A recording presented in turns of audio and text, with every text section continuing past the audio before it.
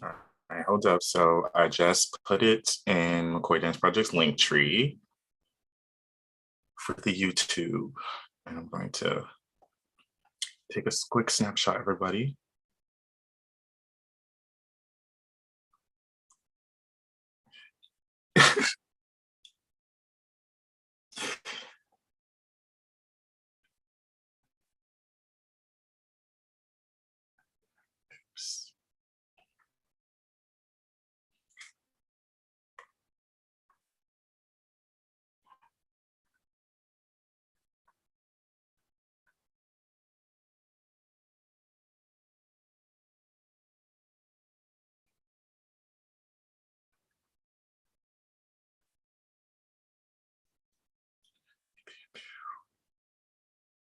Oops.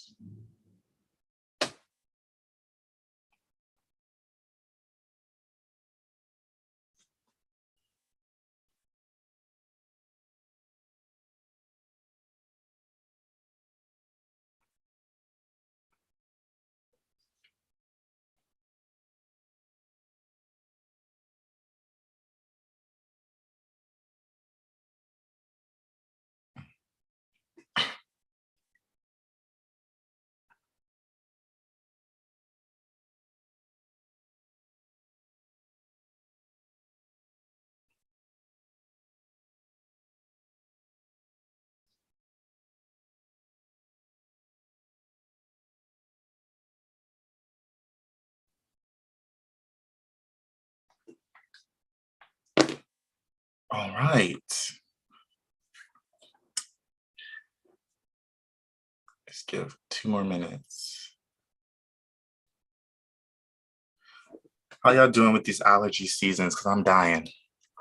I'm like over here like, gotta warm up my vocals. Me. I'm dying.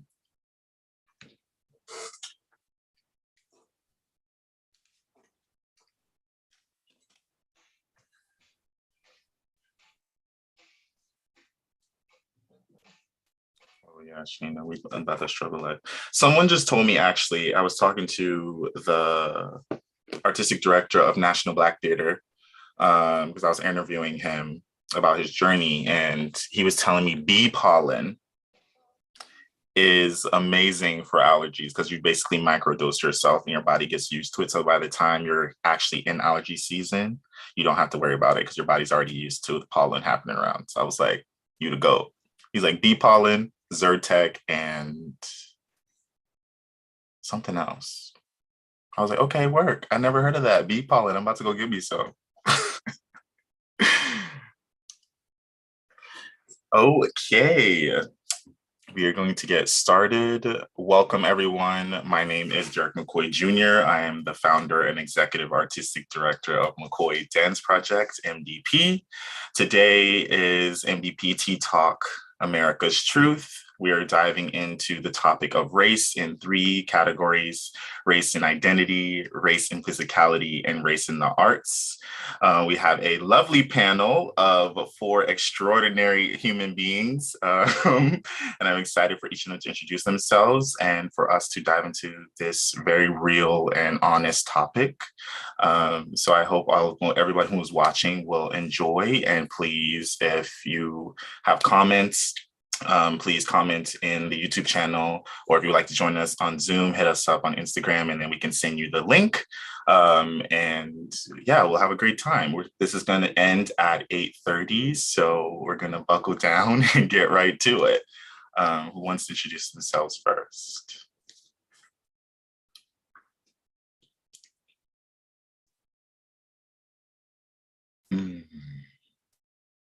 Shaina. I was literally going to the unmute as you were speaking. My name is Shaina Joy McGregor. My pronouns are she, her, hers. And when I first started originally from, I was like Jamaica. But no, I'm originally from Brooklyn, New York, where my family is Jamaican. So I pretty much feel like I was born there. Fun fact. So who are your icons of music, and which song of theirs would you serenade them with in person? I thought about this. The first 2 people that came to mind were Michael Jackson and Aaliyah. And both of the songs start with rock, so I feel like it's just a vibe for tonight. So Michael Jackson definitely rock with you, and then Aaliyah rock the boat. You know, that's the vibes. I'm gonna send it over to Antuan. Thanks, Shaina. I love that. I love those vibes for sure. Hey, everybody. My name is Antuan Byers. My pronouns are he and him. And I'm originally from Dallas, Texas, but currently live here in New York on Lenape-Hoking land. And I think my icon, I had a few too, Shaina. But I think I'm gonna go with Frank Ocean, because I definitely think he's iconic. And I think the song I would do is Self-Control by Frank Ocean. So yeah. I'm gonna pass it to Mikaela. Hey. Yes, self-control. Oh, take me back. Yes. Hi, my name is Mikaela Brandon. I'm the Associate Artistic Director at MDP. My pronouns are she, her, and hers. I am originally from Warren, New Jersey. And I would say my musical icon would be Shaka Khan. And I would serenade with none other than I'm Every Woman. Christian! Hi everyone, my name is Christian Warner. I am originally from Houston, Texas. My pronouns are he, him, his, and I am currently in Washington Heights, New York. So if you hear it getting lit outside, you know, it's the witching hour for this part of the town. So I apologize in advance. And also have many musical icons, but this week I'm really into Lena Horne, and it's her performance of If You Believe in the Wiz. She gets me right here. So yeah, that's where I'm at. I definitely did not do my fun fact, which I forgot about, but my two musical icons are Tina Turner and Whitney Houston. And for Tina Turner, I would definitely sing What's Love Got to Do with It? Because that's definitely the song I sing around, belted to myself. And Whitney Houston, I would sing probably Saving All My Love for You. Miss You, Mama. She was actually the only musical artist that I was actually devastated when they passed away.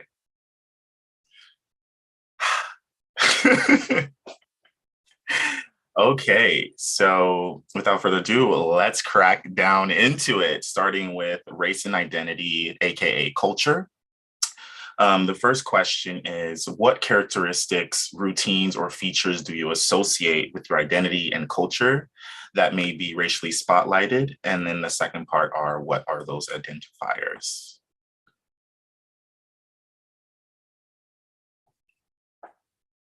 We can take a second to ponder it. What do you feel is sort of like culture we all acknowledge is like, that's Black, or that's... I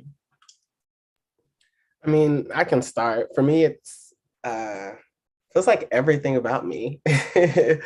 Very Black. You know, when thinking about this question, that's really my answer. I think that obviously the way I look, I think the way I dress definitely reflects where I'm from, but also where I'm at now.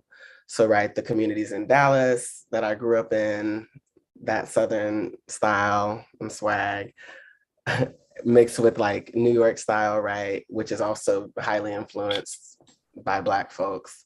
I think the way I talk, you can definitely hear it, and I love it.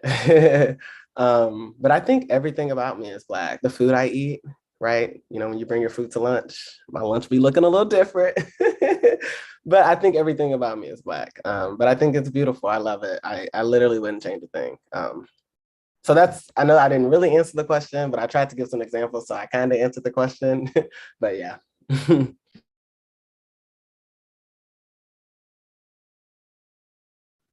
No, I get that. I feel like sometimes when you ask a question, do you mean about us specifically or in general? So I understand what Antuan's saying, because I feel like it's so much a part of our experience as walking through the world that it's interesting to try to think about, oh, what specifically? Because it's like, oh, we could say our hair, our complexion, but it's like, that's just my experience. But it is also interesting when you ask this question, because even within the Black experience, Antuan's saying he's been from the South, but growing up in a Caribbean household, there's still things that like it's different as a part of the Black experience. So when you talk about food, I'm thinking, oh yes, think about Jamaican food, I'm thinking about Caribbean food, or I'm even thinking about hearing patois growing up, or like culturally dancing. I mean, the first thing that came to mind was rhythm. And I was like, and I do think that's along the entire spectrum, but I'm sure, but I just think the way that we move, or even Black Twitter, I love the things that we say. Like there are definitely things that like we just say in our community. It's like, look at God, or just certain things that you're just like, we're just Black. Like that's just our experience. So I feel like one of my identifiers, and even growing up now, is definitely my hair, which is like growing up, I didn't even know it was curly until I was in like high school, because my mom would just wash it and comb it out. And that's been something I embraced so much as a part of my experience being a Black woman.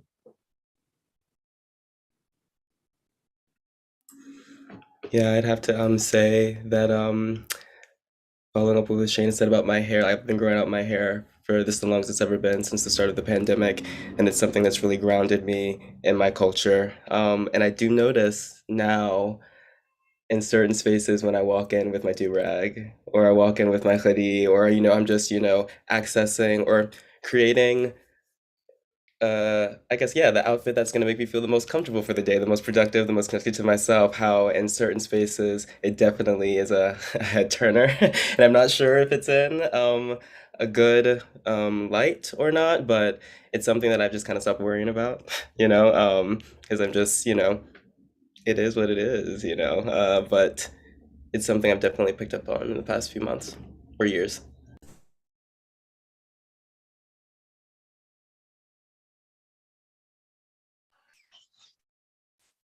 I feel like I've noticed things way more like since like post 2020.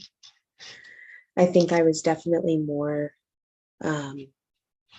like within it, like not so much resisting it, not nearly as aware of it. And now, now that I've entered spaces again, it definitely just feels like, I don't know, I just feel like I have more volume. Like I just feel like I have more yeah, there's just like a certain energy that I feel that, just isn't there when we're not in the room. And it's a richness, like it's a heartiness, it's a flavor, like, and I don't know, yeah, I don't know, but I think yeah, I think one of the features that sticks out to me the most, whether it's with me and friends or whoever, is like volume, like noise, like presence, like presence.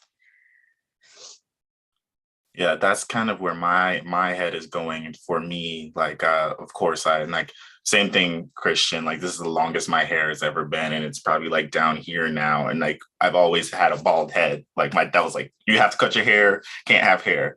And so, like, those kind of practices in terms of how we maintain hair, and then knowing how to take care of the different types of 3, 4, A, B, and C, all the different, and then the mixtures of all those, because sometimes it's not just one strict curl pattern, but hair, and even what Mikaela is saying, and how I think of what Blackness in my identity, or my culture and my identity, it is in the posture and the carriage of how I am moving through spaces, whether it's when I'm alone, or when I'm in the room with others, like me or different. And it's kind of hard to articulate what that particularly looks like in words. But it is definitely something that's felt, and it's felt authentically. And when there's the absence of it, you know, you know, it is very isolating at times because it is so prevalent and it is so clear. And so it's been interesting to, now that we are able to acknowledge that feeling and that energy is there, to make sure it's not diminished when it does feel like it is in the minority. And that's definitely been a new exploration, especially coming out of 2020. And now that we are in this new space of mental, spiritual, and emotional capacity and balancing, to honor that and make sure that we are taking care of ourselves in it. Yeah, so it's like, for me, it's definitely food. I love to cook. It's definitely language. It's definitely what you call it, inside jokes. It is I'm gonna say it, the cleaning routines, space maintenance. It's really is the culture, and it's learned, it's taught, and it does keep adapting, but it always has this through line of remaining true to the people above us. So it's like an honoring of, I'm gonna say it, the ancestors. Because it was passed down and we're continuing it, but it's adapting in a new way as we have a new understanding of life. But yeah, Blackness for me is a totality and a owning of our past, present, and future. Yeah. Okay, so second part of that, why do you think that culture and customs are weaponized as defiance or seen as rebellious? This can be hair, headdress, vernaculars. And this part of the question for me is really the meat of it, because these things we identify with are not necessarily something we like can strip off like a label. We feel that these are integral and they are a part of us. If you rip it away, we are not ourselves. So when we get into spaces when schools are banning what type of hair you can have, and even us working in certain fields, you can't have this, or you can't look like that. Even in political debates. we could say the comment Mikaela wrote in the chat, pink tights. Okay, pink tights on Black dancers. Having to look a certain way or conform. And when the body that looks like this does not feel comfortable conforming in those ways because it doesn't feel in alignment with our culture, with our identity. Why do we think that it is such an act of rebellion if we express that we don't feel comfortable operating in uncomfortability when others don't have to?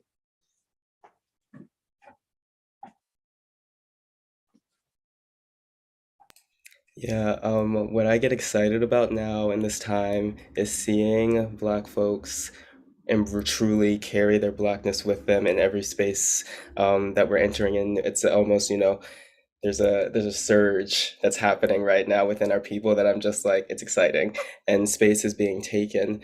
And I believe resistance occurs when those that are resisting realize that the systems of control that were built, they're not operating how they were supposed to operate. Because how can these people embrace fully who they are and also achieve the things that we're trying to achieve? I feel like it's like a spirit war almost to me. It's these people are ascending and it's happening. And I think the resistance comes from a result of not wanting to see change. And change doesn't always mean domination, it just means equity. But for whatever reason, no, for very particular reasons, I believe these things become pointed, they become weaponized as an act of resistance. Yeah.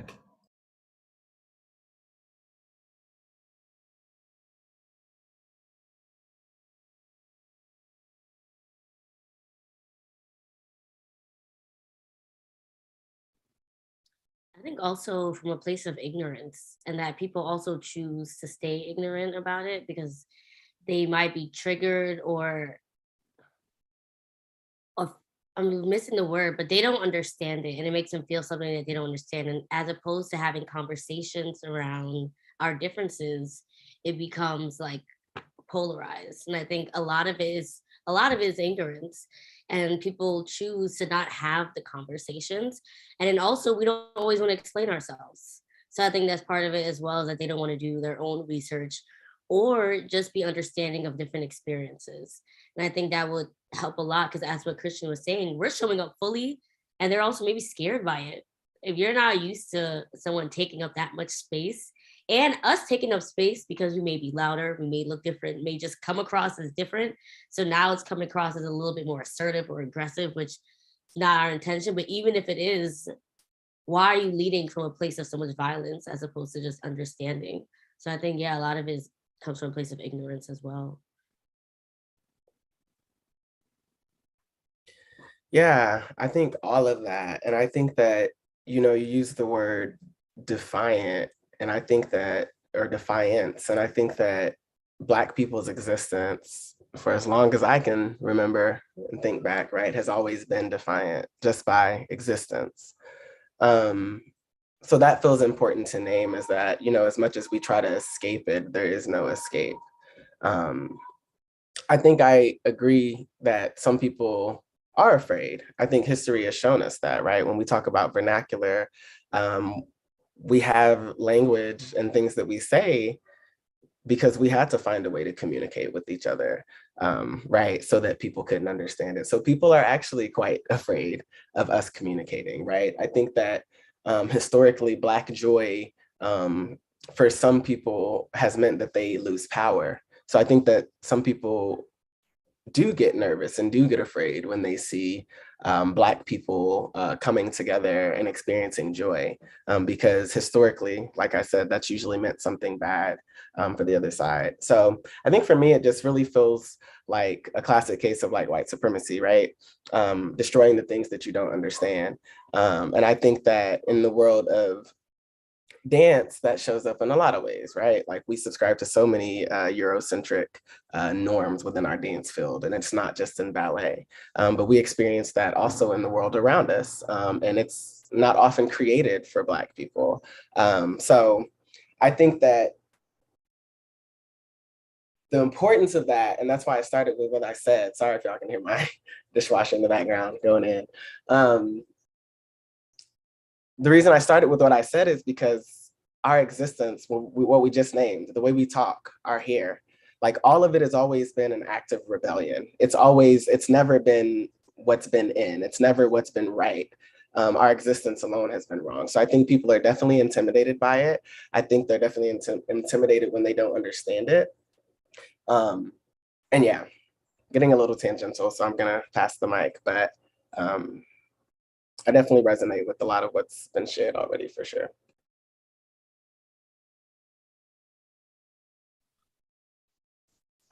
Yeah. Mikaela, you want to say something? Yeah, I just wanted to echo and uplift everything that everyone said. Um, and what's coming up for me is just this idea that if like survival, like the tools and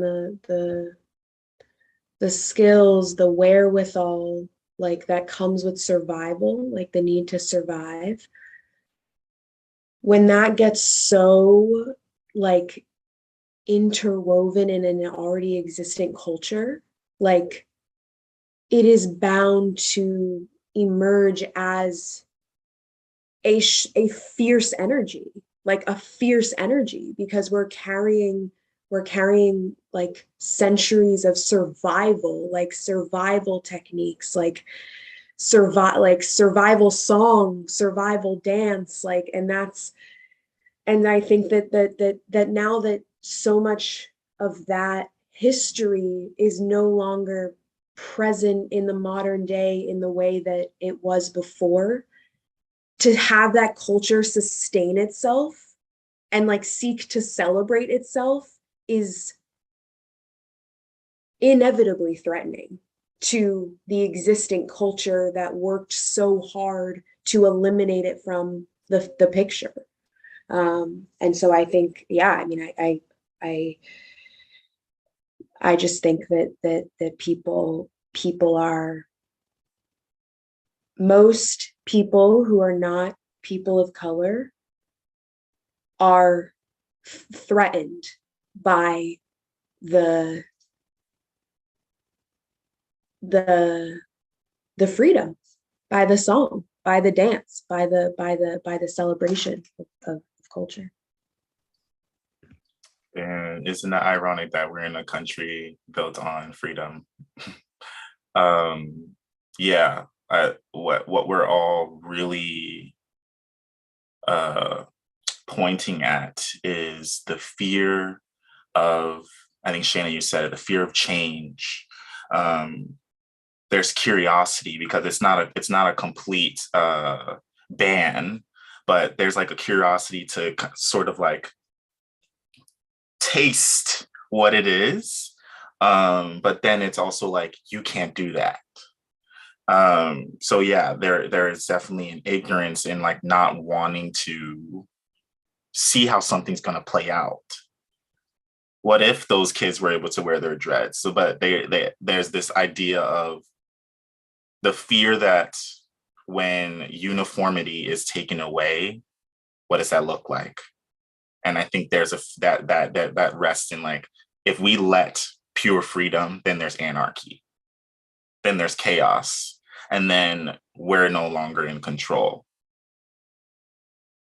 And that's built into institutions, not just talking about Black and white. It is built into the institutions, even the institutions that are led by Black people.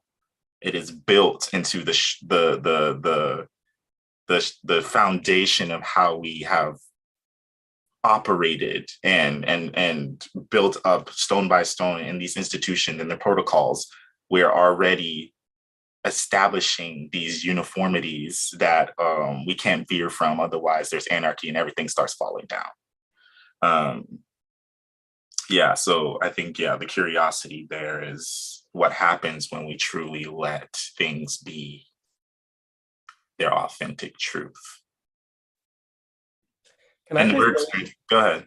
Yeah. Oh, sorry to cut you off. I just wanted to chime in on one thing you just said. I think it also has to do with like proximity to whiteness and how what we perceive comes with that, and most of it's power. So you were kind of alluding to like Black companies and organizations who still have these same problems that we might see in, or Black or companies of color, et cetera, same issues that we might see in white companies. And it's because a lot of Black organizations and companies have tried to copy and paste what they've seen working for white companies. And that goes from structurally, administratively, logistically, but also artistically with the dancers, right? In Black organizations, you need the same feet, legs, body type that you would in a white organization, right? So I think we perceive that there is this sense of power with the more proximity that we have to whiteness. And I think that's also at play here too. That's why we have certain dress codes in certain Black institutions that mirror the ones that we see in white institutions. It's because if we look like them, if we look enough like them, maybe we can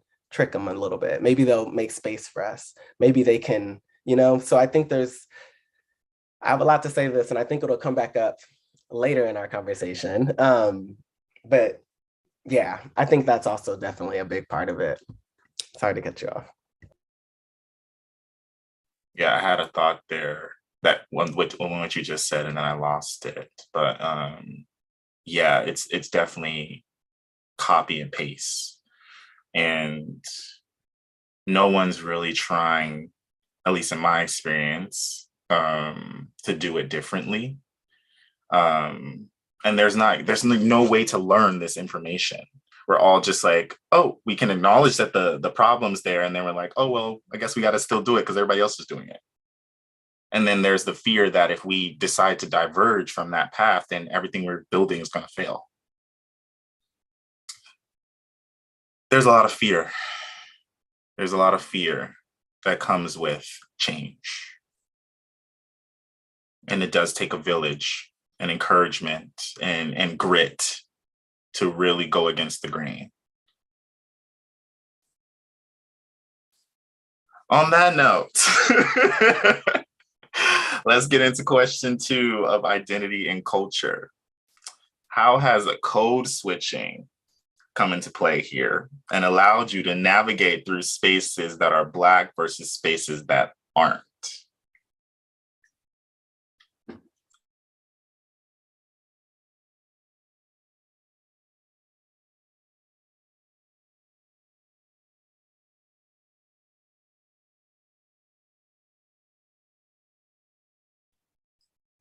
I can start on this one. Go ahead. Go ahead. Yeah. No, I'll just say, all I want to say for this one is that I recognize and am aware that colorism is real. And I do not take the privilege that I have lightly when I enter into predominantly white spaces because of the shade of my skin. That's something that I'm very, very aware of. It's also something that I'm aware of in media, in TV, in film, that, we see, more artists of color take the main stage or be in front of the camera, but they're not quite that dark. I'm gonna just say it. They're not,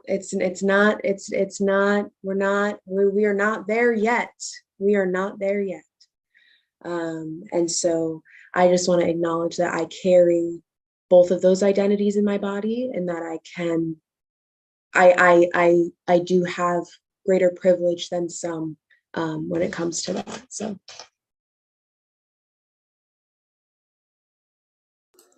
Yeah, I think this question brings up for me, growing up, I grew up in musical theater before I made like the switch to dance. And before that, all of my experiences came from church. So while I was doing, this Southern gospel upbringing on one hand, and then this very codified musical theater lane, and on the other hand, I didn't realize it at the time, but I was learning the language or the code switching tools from a very young age, because I always would question, why is it that these people that I grew up with in the church, they have all of these things that are just so in us so naturally. And then when I go to these spaces, it feels so manufactured, but the manufactured version is praised, where the realism is kind of looked down upon. And I never really understood that until I came into, a deeper level of thinking. But now, being familiar with some of the language that's required to navigate through spaces, it's a gift. It's fascinating, especially when I engage with younger students who maybe are experiencing racial strain within a program. I feel like there's a certain understanding of how you can talk to me, so then how I can then adapt my language to aid you on the other side of this institution that is trying to kind of hold you down. Um, yeah, it's a deep, deep, deep commitment. There's a lot of to have to code switch back and forth can be so confusing, and it can try almost rip you out of your identity at times, and leave you, or it's left me sometimes feeling like, yeah, an identity crisis, because if I don't operate in this way, I'll be perceived as X, Y, and Z, rather than just letting my natural energies just be. Um, it's an interesting relationship to have to navigate. Yeah, I am definitely familiar with that switching in between, especially coming from the musical theater world, which we know is predominantly white. And I love my friends. And like I think like even going to a predominantly Black middle school, and then really owning African American vernacular English, and then hearing even from other Black people is like, ain't in a word, finna ain't a word. But there's a clear understanding in the culture of what it means, but you're the conformity, the pressing down of the the white culture or proper English does cause an identity split. And so in certain spaces, you have to say it like this. And then other spaces, you'd be like, yeah, girl, it's like that. So it definitely, I think my transition in between middle school and high school was very isolating. I think from my 8th grade year into 9th grade, and I don't think I knew what it was then, but my 9th grade year was the worst year of high school, and I didn't know what it was. I went to predominantly white high school, and I had friends, but it felt very superficial, and I was like, what's going on here? And that's because I was navigating, trying to align myself with a new environment. And then also hearing from people that look like me that how I was operating in my identity and culture was strange, or that wasn't proper or correct, was causing a dark cloud, I would say, like this unbeknownst pressure on me that I had to be a certain way. And then when I started to fully not care, I think the code switching kind of went away, even though there's still essence of it. Because, when we're in certain spaces, I know, at least for me, speaking honestly, if I'm going into a space that I know is predominantly white or not Black, I'm going to say not Black because it applies to anything that's just not Black. I'm on my P's and Q's, and I'm trying to be more formal, and I'm trying to operate in a certain way than me just being my authentic self, until people start to get to know me better. And this goes into stereotypes. It's like, oh, there's a Black guy coming in the room, so how's it going to be? And it's the same, that we have to kind of code switch body language. We have to code switch posture. We have to code switch eyes. It's a whole total shift of body, not just language, to make other people feel comfortable, which is in turn making us not comfortable with our own identity. But it has become a survival tool. It's like, okay, so for me to get this opportunity, or for me to enter in the same space that is equal, I have to switch and put on a caricature to make the room feel comfortable, when I can't just be me. And that's me. Even I went on a tour with a company, and we were doing a talk back after, and it was in a museum, and there's a lot of Black people in the room actually, and they were like, oh, he speaks so well. I heard that while I was talking on the microphone, and I was like, whoa. That made me pause, and I'm like talking about the concept of the piece. I was dancing for someone, and they're like, he speaks so well, very well spoken. And then people around them are like, yeah. And I'm like, so my identity and my image projects something that is not matching up with what you're hearing. There's a problem there. There's a real problem there. And it's not just from people who don't look like me and don't identify the way I do. It's from people who also look like me and identify the way I do. I'll stop there.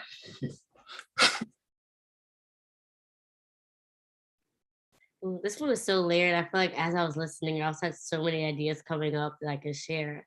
But I think one of them is just how unconscious it is sometimes, that like we've learned to do it. I'm just thinking about a younger version of myself who like also went to a very predominantly like Black middle school, but then also because of dance was in a lot of diverse spaces. I think earlier on than some of the people that I grew up with. And then I was also, even my family is interesting bringing it in, being Caribbean, because I think sometimes that was almost celebrated. Like they were happy for how diverse I was able to be. And I think, that's their own experience. And like Antuan says, proximity to whiteness and that power. And it's like even not trying to speak broken English at home because it's not necessarily like correct. And it's like, I was like, why does that matter? Like this is our safe space. Like let us speak however, we want to speak. But I think now I'm thinking navigating, like when I went to like Mark Mara's growing up, with like all the students of like I went to public school growing up, but they all went to private school. And how I just learned, I don't even know if anyone taught me to show up differently, but I just did it anyway. And how that's like a part of our experience without even like realizing it, that we're just like, oh, they look different from me. Or you just don't feel that level of safety and trust. So your body immediately does something different. Because when I think about code switching, I think it's really, I'm like, when I'm in Black spaces, what's different? It's like that safety and trust that you're like, I could be my full self. I am understood. And like you mentioned, Derek, not all Black spaces are the same. But for the majority of the time, though, you know, like, okay, I could really be myself. But when you enter a space and you're like, I don't feel that safety, I don't feel that trust. Now I gotta put on something a little different. And you're like, well, why do I need to do that? It's just so interesting. I'm thinking about how unconscious it is. And for other experiences, it might be very conscious. But I think for me growing up, I just realized like, wow, I started making these little shifts just because like I felt entering the space and felt so different and wanting to be liked and being like, okay, I want these kids to like me. I want to be like them, before we knew that who cares about any of that. So yeah. Can I just add to that, and I would love to speak more about this later when we get to the portion about the body, but, all those constant shifts is incredibly debilitating to movement artists, because how can we bear the responsibility of tapping into the expressiveness of our body when my body is also a house for anxiety? It kind of blocks, or it can block the energetic connection to yourself. And again, as all movement artists, that's the first thing we seek after, at least generally, one of the first things we seek after.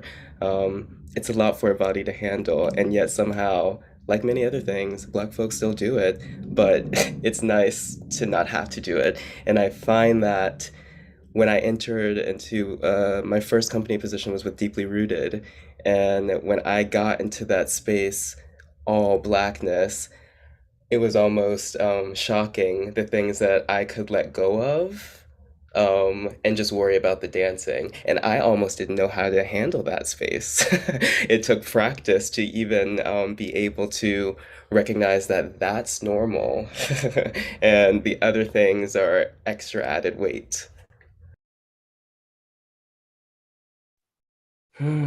Yeah, I really resonate with everything that y'all have said so far. I really like the survival bit that was shared earlier. I really like what Shaina shared about fully showing up, because for me, I think I definitely code switch, right? We all do, right? But I don't think I think if there's a list of code switchers, I think I'm on the bottom of the list. Like, I think anybody that knows me, I pretty much talk like this all the time, right? Pretty much, right? I'm sure there's some subtle differences. But the reason I say that is because I've noticed that I have a lot of privilege, right? We can go down the list. I'm a man, I occupy certain spaces in the dance world. So I get into a lot of rooms. So a person that really inspired me was actually Kyle Abraham. We all know who Kyle is. I don't know if everyone's heard him talk, but he's from Pittsburgh. He has an accent. And when I first heard Kyle speak, I heard Kyle, I heard his accent, I heard how he speaks. And that to me really, I think, empowered me to know that I too could possibly move through spaces like that. So he did it. So then I felt empowered to do it. So now the reason I say I try to speak the same in all the spaces I'm in, there's still the y'alls. I'm still from Texas, still very Black. I'm going to have Black references, which I'll talk about in just a second with the showing up fully part. But I do that because I think that I know the people that I grow up with, and I know they show up way different than I show up in the space. And I know I'm pretty Black in the space, right? So I don't know, it's a theory, but I feel like if I show up fully, that might make some space for people who are a little bit more intimidating, right? Maybe in their hoodie or whatever, right? Really intimidating. Maybe they can show up in the space and maybe live for another day, right? As themselves, maybe, or maybe hit a dance step. We're talking about dance, right? But like, I think that for those of us who do have privilege, it feels really important for us to try to show up as full as we can. And I think for me, how I experience code switching, I really love what Shaina said about showing up fully. I don't feel like I speak different or act different, but I definitely don't do as much. I think two different experiences that I could list, or maybe my experience with like Ailey 2 versus dancing at the Met, right? A predominantly white institution. And when I was in Ailey 2, it was a predominantly Black dance company that I danced for. So those two experiences, I make jokes at the Met and no one gets it. It just doesn't fly. Or like the teacher will say something, you know, you kind of look at me like this, and it's, I'll be looking, and it's just, right. So it's, for me, I feel like, or I always feel like I don't really get to show up fully in those ways. And that's something I've just been thinking about recently, just reminiscing on different experiences. I also grew up at Dallas Black, very Black studio and dance company. So just certain jokes, you know, certain lingo, the shade, all of this stuff, you know, all of that, it doesn't always show up in those other spaces, at least not authentically, because some people, you know. But the last part I wanted to talk about is, I think the code switching also happens, and I love, Christian, you were talking about the body. I think we also code switch physically too. I've thought about how we not only code switch with how we talk, but how we dance. I know that me, I've been, well, one, I think that I have a certain access to like ballet, which is a Eurocentric dance style, right? So I get to, when I come into a room, I have access to a certain foot, a certain leg, a certain line, right? So in those spaces, I can turn that on, which can get me in more white spaces, right? So I think that's something to unpack as well. Because I think that's a really important part, because it's also about access and education and how we get to show up in those spaces too. I think it's about choreography, right? I think that it's about education separately than what I meant as far as access, but like what we're taught and trained in are usually Eurocentric dance styles. So as far as our physicality, we're constantly code switching. As far as in a rehearsal process, I know that when I've been in predominantly white spaces, and I wonder if anybody else has experienced this, you know, they'll give a little step, and you know how we do the step sometimes might be a little different. So then, do y'all ever find yourself pulling back a little bit? I think that's also code switching too. It's not just the words we use. I think it's how we show up in the space. I know that I get told, how many of us, how about this one, have ever been told we're doing too much? Y'all want to unpack that for a second? Because I love volume too. I'm taking notes over here. If you wonder, I ain't been texting, I've been taking notes, right? Volume, that gagged me. Because that is the perfect description for us, right? But it's like, we show up, that's how we show up.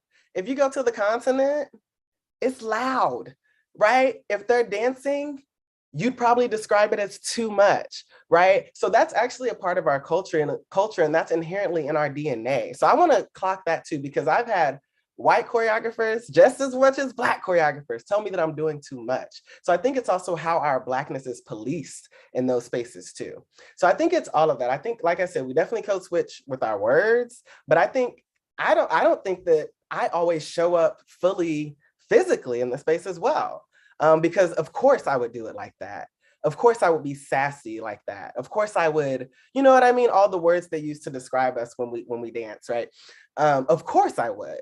You're almost embarrassed. You don't want to give that to them. You don't want to let them take that from you. It's a lot in there, but that's just the things that kind of came to mind when we talk about code switching. Yeah, when you said it's a when you said it's a little different, I was like, oh, we put that little stank on it, that little funk,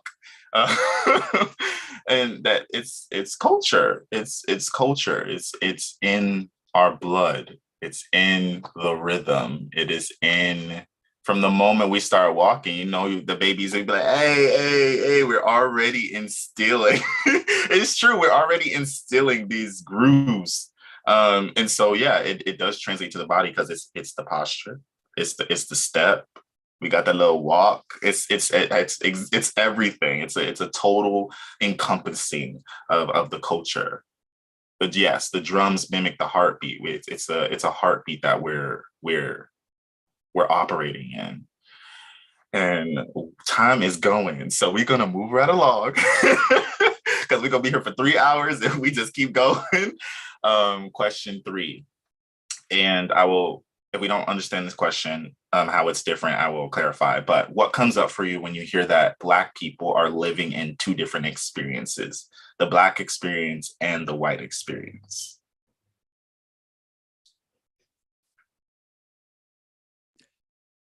I'll quickly start, and I'll try to be brief. But I don't know. I struggle with this question because I don't think that Black people can authentically show up in the white experience.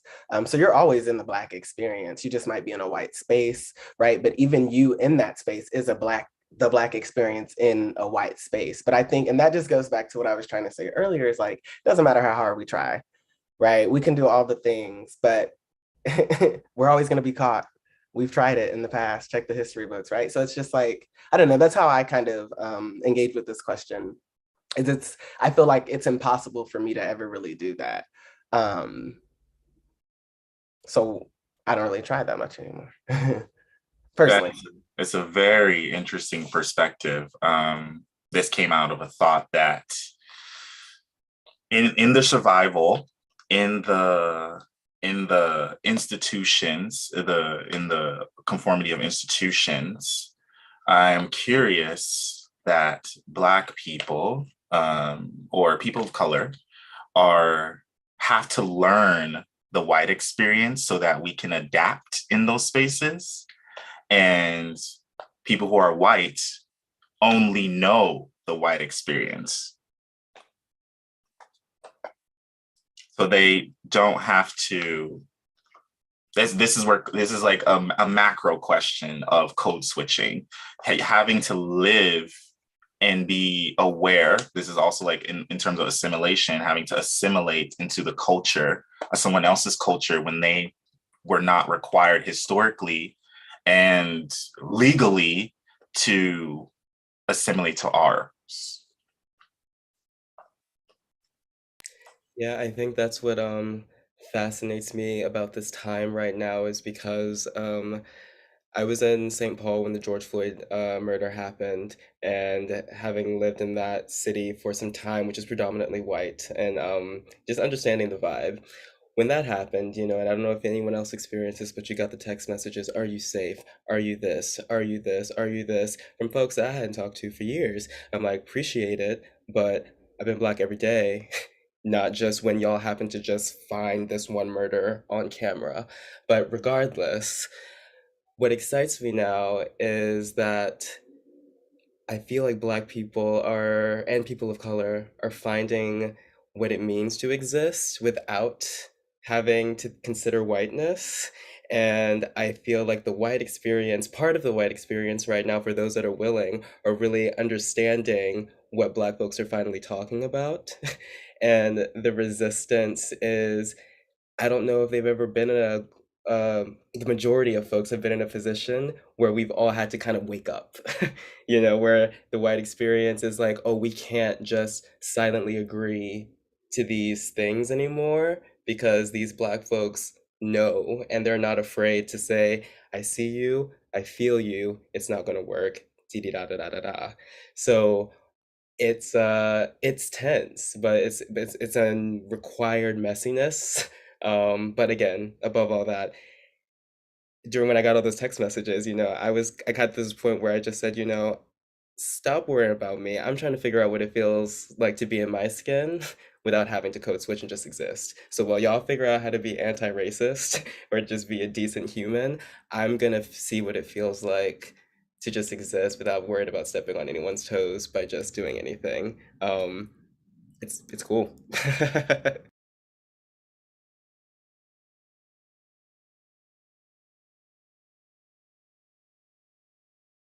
Anyone have a last thought on that, or we want to move on to the body? I just want to just uplift what Antuan said because it really put a nice, like, a little bit of like an abundant spin on it for me, like what feels like a more abundant perspective. Because I don't know, what's coming up for me right now is that there is no white experience without the Black experience. So like whiteness only exists because Blackness was created. And so what does it, what does it mean? Like what does it mean to stand in our power and insist on our existence and insist on our place here? Because like we were here first. Like there was no yeah. I just want to uplift the droplets of inspiration from all of you. Thank you. We all just gonna sip some tea. Tea talk, okay. Moving on to race and physicality, the body. Question 1. We were not, all of us here, were not born during the times of slavery or segregation, but we carry the weight of race in the body, in the mind, and in the heart. And I think we all pretty much kind of started tapping onto this topic, but what has this felt like in your life throughout the years? So not just in this time period, but you can kind of walk us through sort of your learning of your identity and race. And then especially now, as we all have hit this turbulent time of transition, how does it look like now? And in your investigations, what are you learning in this? How does it feel in those 3 kind of like areas, your body, your mind, and your heart?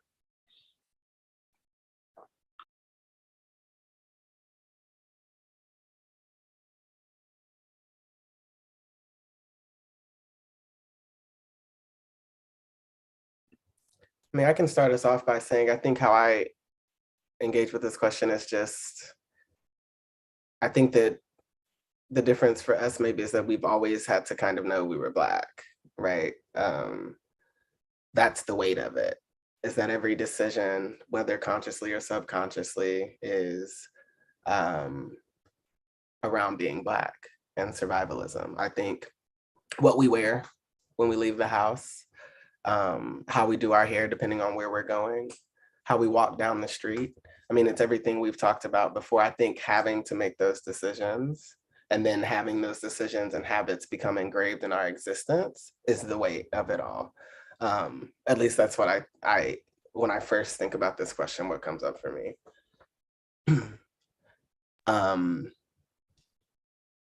And I think that it's getting lighter, I guess, to kind of just answer the second part. But I think it's like less about, for me, work, okay, it's coming. It feels less like weights, or it is weight, right? But it's more about the gravity, right? And it's more about the environment. And if the environment shifts, then maybe the things won't be so heavy. So I don't view them so much as like things that are weighing me down because of me, but it's more so about the air and the environment around us. You know, those like zero gravity machines, you flip a switch. We thought it was gonna be like that, right? But it takes a little bit longer of a process. But yeah, that's how I engage with that word of weight. That's what that feels like to me.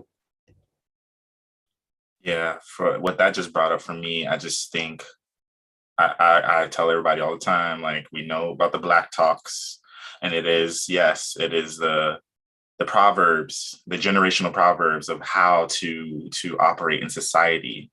And you're taught that from birth. You're taught to be Black from birth. And so in a way, we're asking the children and young people to be adults because they have to worry about survival now. They can't just be kids. They have to worry about mental health without them already knowing it.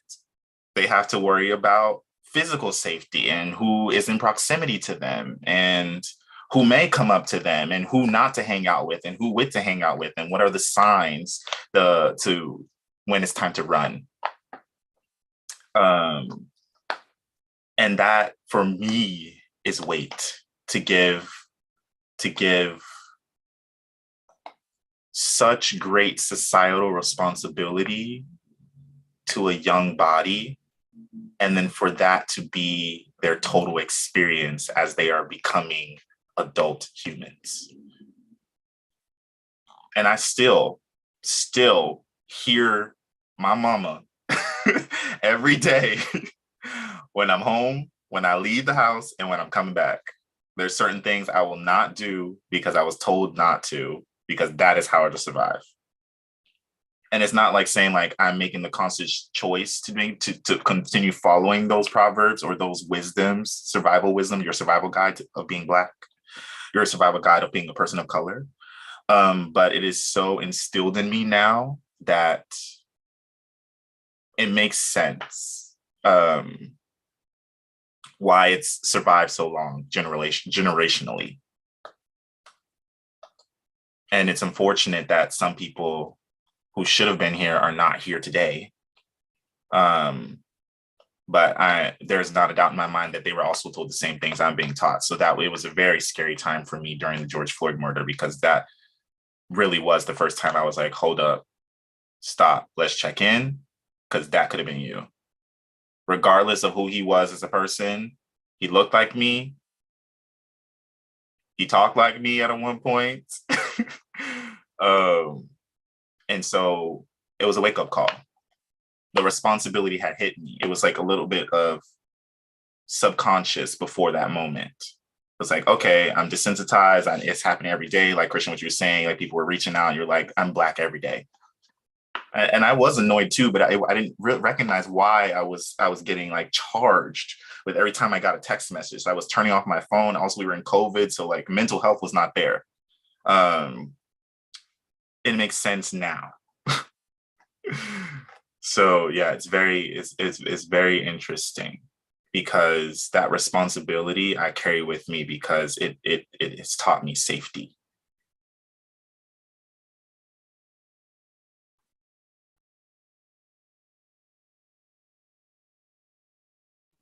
I feel like there's so many sizes that are coming up for me. I think even one part of it, I remember even last year with George Floyd, was not wanting to carry the weight.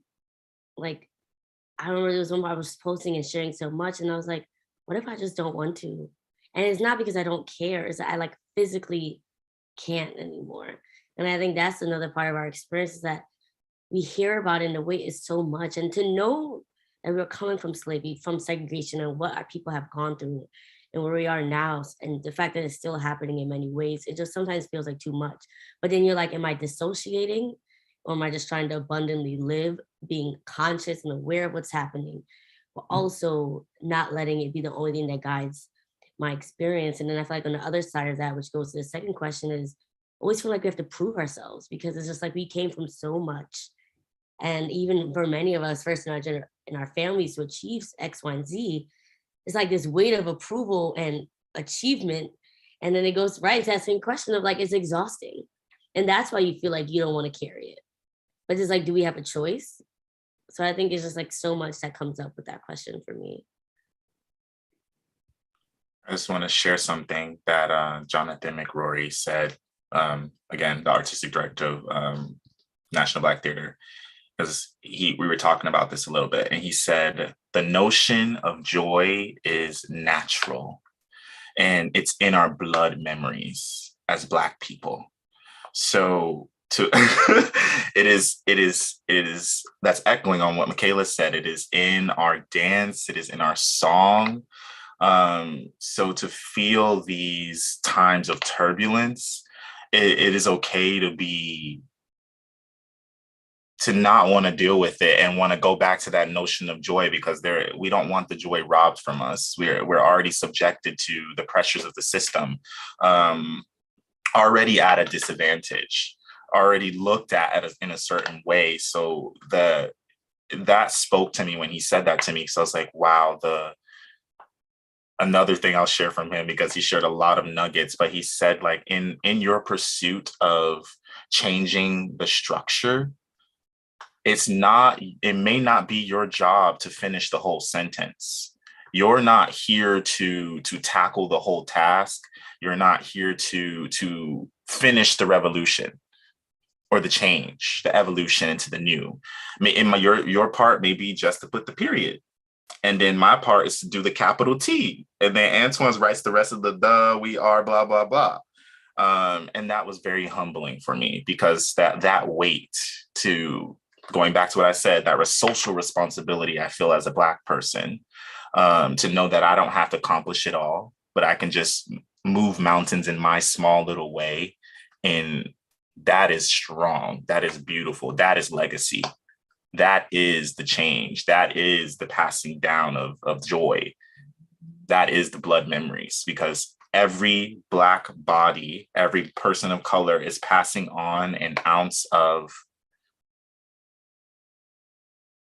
this beautiful and all-encompassing story. And we don't have to feel the weight of doing the whole job by ourselves, because it can feel isolating. And we do feel like we need to accomplish it all for ourselves and for other people. And you have a moment to just be you. And I can say no and decide how much I'm going to take on. That's definitely that's what I'm carrying with me as I'm talking about my body and my health and my pursuits of my goals and dreams, to know that it's very empowering. I have more power than I think I do.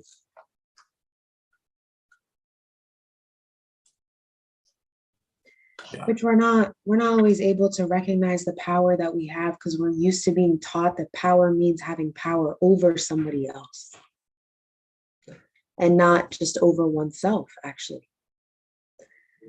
You know, being empowered and being in power are two very, very, very different things.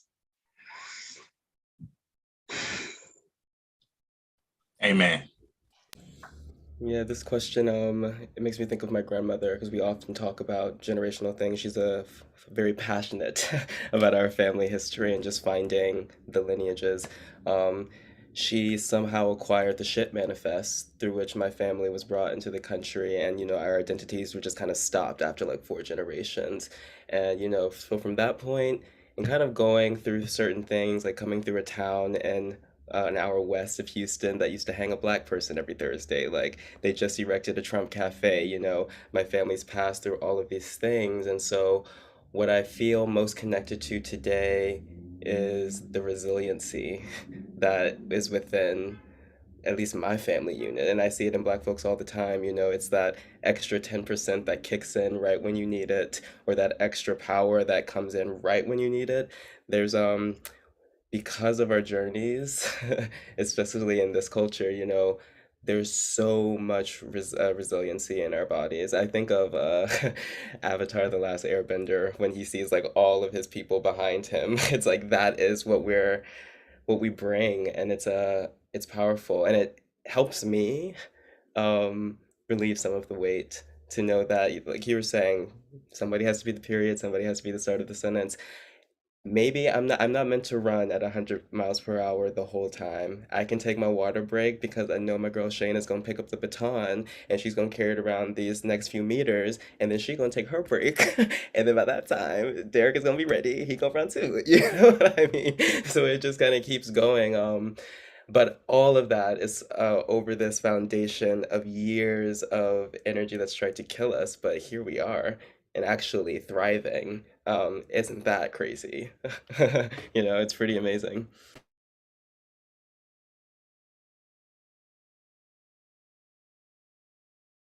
So that is a perfect segue actually into question 2. Oftentimes we are told we have to push harder than anyone else around us to even get half of what others get. But this does not allow space for rest or that water break. How has that shown up in your life as you pursue your dreams and goals? And what are you doing to have grace for yourself in times it feels like it's too much? Because we all know that we need to give ourselves and others some more grace.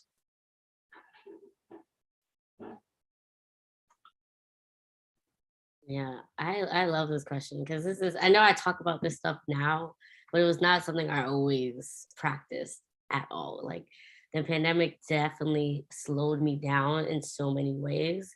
But like in school and everything, I was always that go-getter and that type A, and was just like going, going, going. And then I look back to myself in like college and everything. It's like, well, that's why you're so exhausted.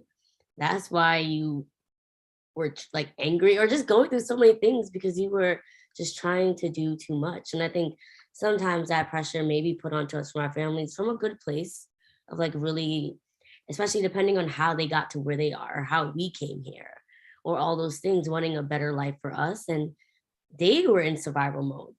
There was no rest. Now we get to do what we love and like follow our passions. And yeah, I'm exhausted because I'm figuring out finances, but it's because like I'm choosing not to work in certain things because X, Y, and Z. When it's like they didn't have a choice. My mom came from Jamaica and like worked at a fast food restaurant and like put my sister through school. So it's just like that's a totally different experience. So of course it was such a push, but I think now we're able to take this step back, and like grace is so important, because that level, it creates burnout.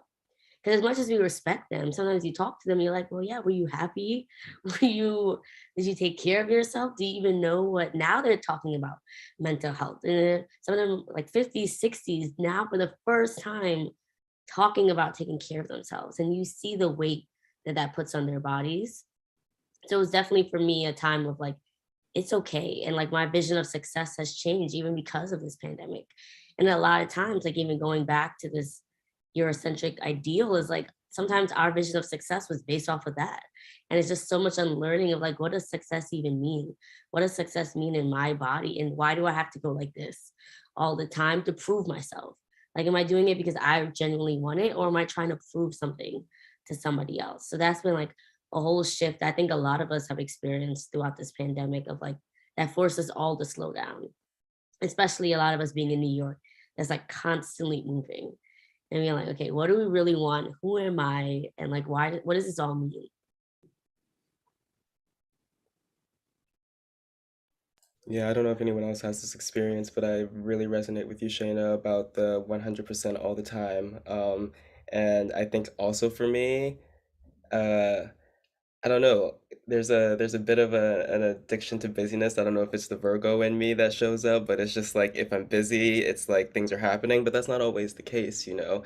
And especially now, I still, to a certain degree, navigate certain feelings of guilt when I decide to stop and sit on that couch, when I know that my body is asking for it, but when I try, there's that conditioning of that little fairy in the brain that says if you're sitting, you're not doing what you need to do. Especially in the city, when I hear I'm in Washington Heights, y'all, people are hustling out here all day. You know what I mean? So it's a reminder that, or it's an irritant almost to hinder me from rest, you know? And I think for Black and Brown people, you know, that is an act of resistance, to actually be allowed at the time to sit in peace and to sit still.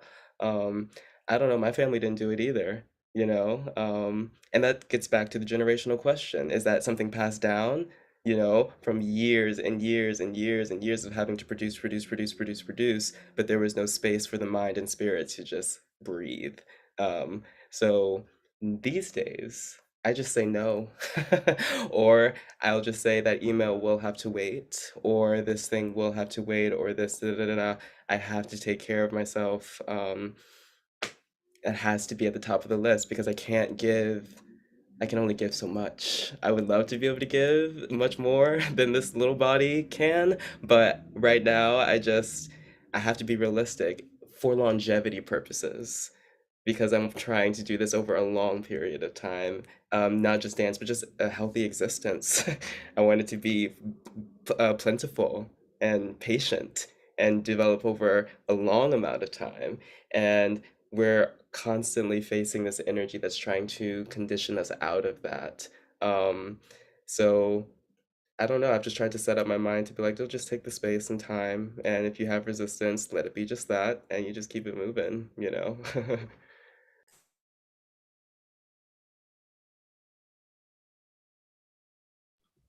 I want to keep going into this question, but we're getting chopped down. So anybody have any last thoughts? I'll do a real quick one, sorry, because it's on my mind. I think everything that everybody has shared so far, 1,000,000,000%. I think what also comes up for me is like, um, I am very active through activism, right? And I think this also wakes up my activism because the reality of it is, for a lot of us, we still do have to work twice as hard to get half as far. So I think that like everything everyone shared, but I think it's also about how can we challenge the system to make space for us to not have to do that anymore. I think if we're talking about dance in general, like I think that there's so much privilege that's required to be able to even do this thing, to be able to be in dance since you were 2 and ballet tap combo. That's not everybody's experience, whether it's a financial thing or a exposure education thing. I think being able to live in the city and go to that rehearsal that doesn't pay and then be able to take class at the same time requires a certain amount of privilege, right? And that's usually kind of how we have to begin as a dancer. So there's so many barriers that actually are in the way of us actually doing all of these things. Like, so I think that I try to find balance with that, because I try to push for the NAP ministry and all of that. But then it's also like, my rent is also due on the 1st, right? So as much, maybe it's just for me, as much as I want to rest, there's also still this constant survivalism. I have to survive. Shout out to capitalism. And because of like our history and all of that, like some of us have a little bit more access to other things. So I think our experience is going to be different. So I think it is everything that's been shared before, but it's also about how can we, as we get into these new positions of leadership and power, try to change some things so that we can create a space where people can work just enough and get just enough.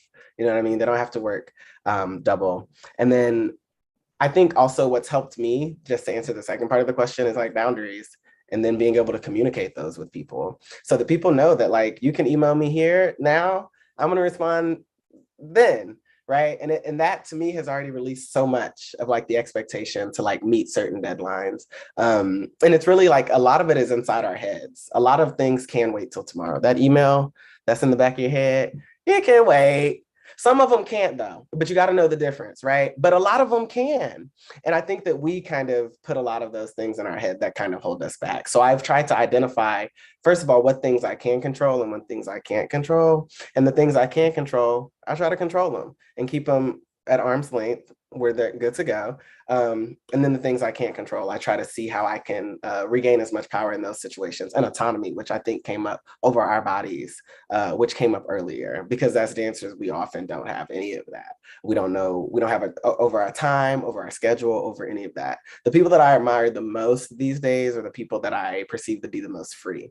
And those are the people that have full control over their time, right? And I think that's shifted, right? When I think about the things I used to want to do, it looks more like slavery, if we're being honest, right? But we don't want to have that conversation, right? Because we all trying to get, okay. But like, so it's interesting now that I'm really chasing freedom. So I think that's all part of it. That was a lot of different things. That's why I was like, I gotta go quick, but yeah.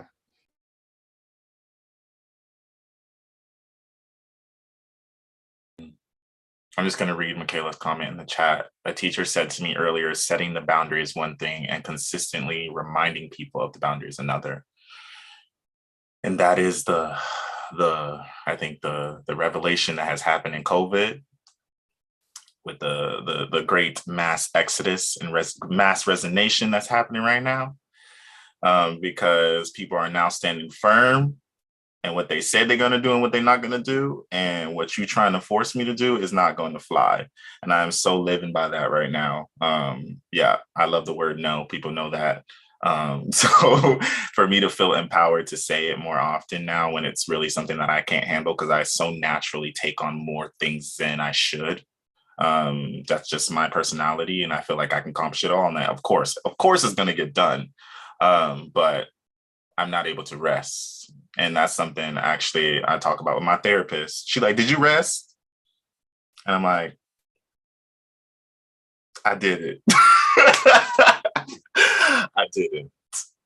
And she's like, so what do we talk about? I'm like, I'll try next time, girl. Yeah, so it's definitely knowing when to set those boundaries and enforcing them, because we can set them in our head, but it's the translation and enforcement of them, which is the hard part. Ooh, we've been getting into it and we got 10 minutes. Hopefully we don't go a little over, but I'm going to skip the first question of race in the arts and we're going to move to question 2, because we know this has been a hot topic in the last 2-3 weeks. But what are your immediate definitions and understandings of classical techniques and classical art forms?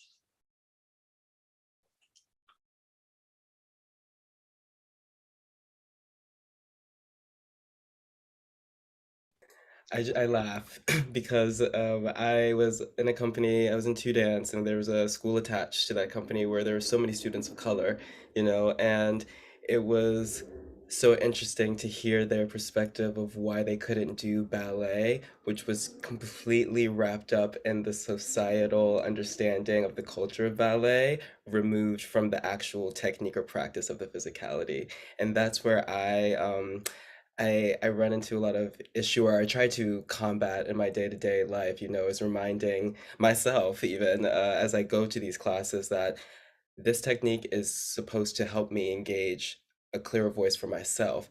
I'm not here to partake in the upholding of the structures that said, because if your feet don't do this, you can't do ballet. Because you can't do ballet. It's just information.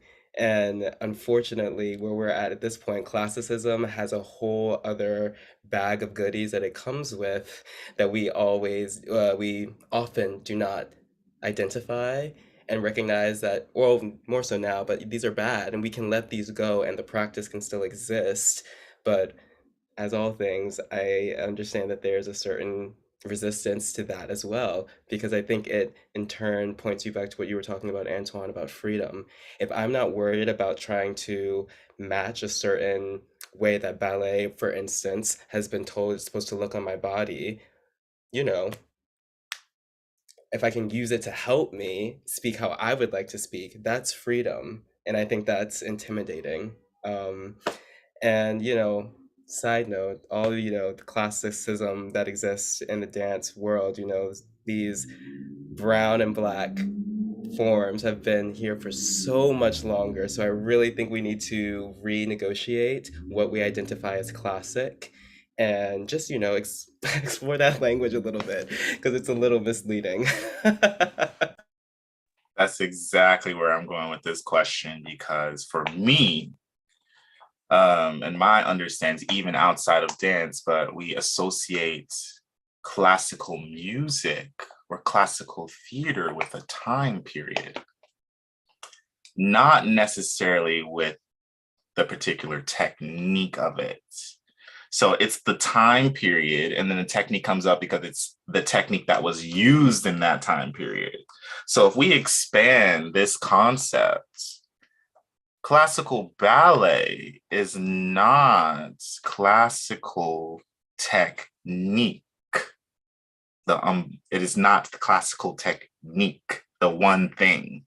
There is classical modern, there is classical African dance, there is classical jazz dance. There's so many there's even classical tap when we talk about Juba and all those things where the rhythm steps and where tap came from and the ring shouts. And yeah, so I think for me, classical definitely comes up as the foundation of something new that has grown into its own thing.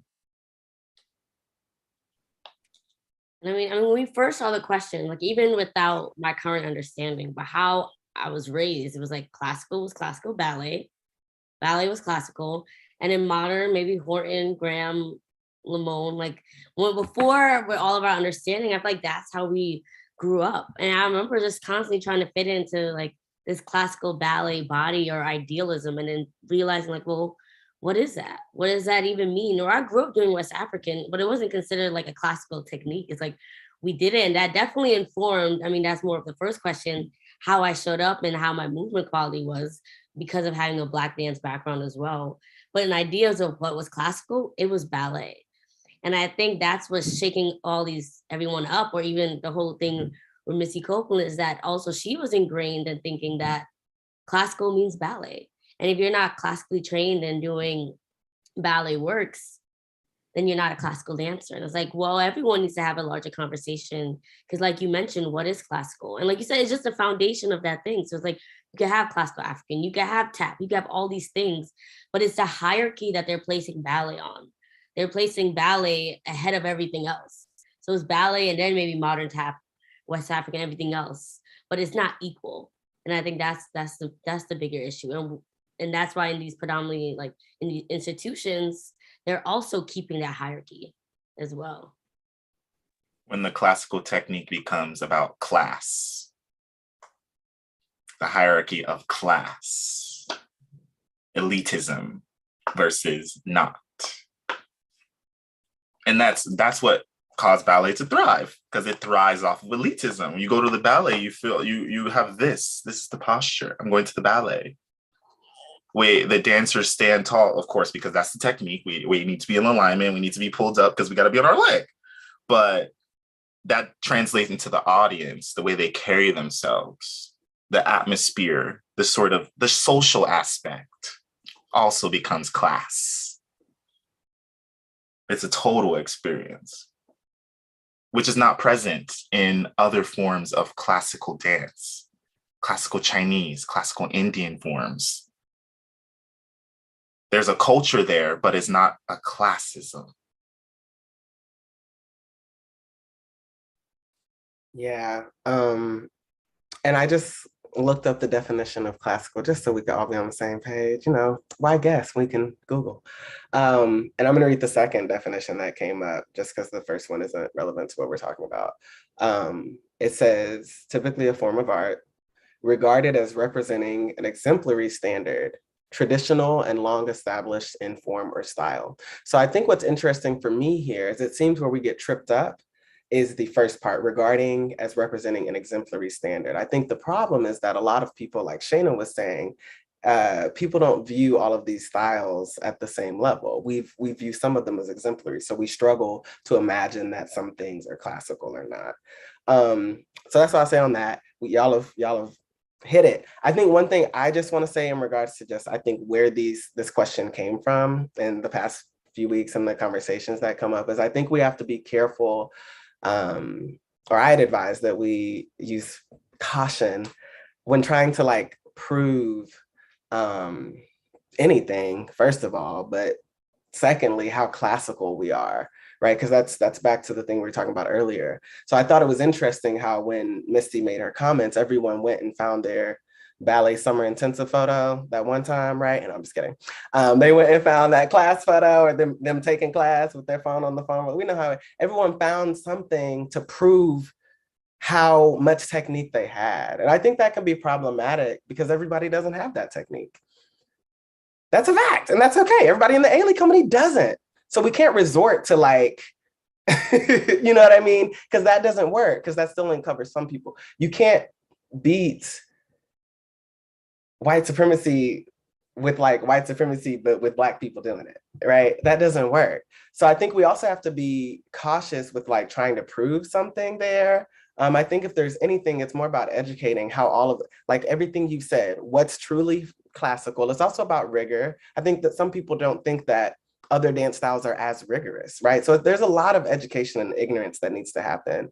I'm sorry, a lot of education that needs to happen because there's a lot of ignorance. I think that's what I meant to say. But I also just want to, like I said, we got to be careful with trying to prove to people how much we can look like them. Right? Maybe if I say it like that, it'll hit a little different. $, right? We got to be careful with that. Because that still is going to exclude some of us. That doesn't solve our issue. Because there are some people that don't have access to classical ballet dance, right? So showing how much ballet you can do doesn't solve the problem. Congratulations. You already got the certificate at the end of the summer intensive program, right? But okay, that's my piece on it, yeah. Yeah, I'll just throw in quickly,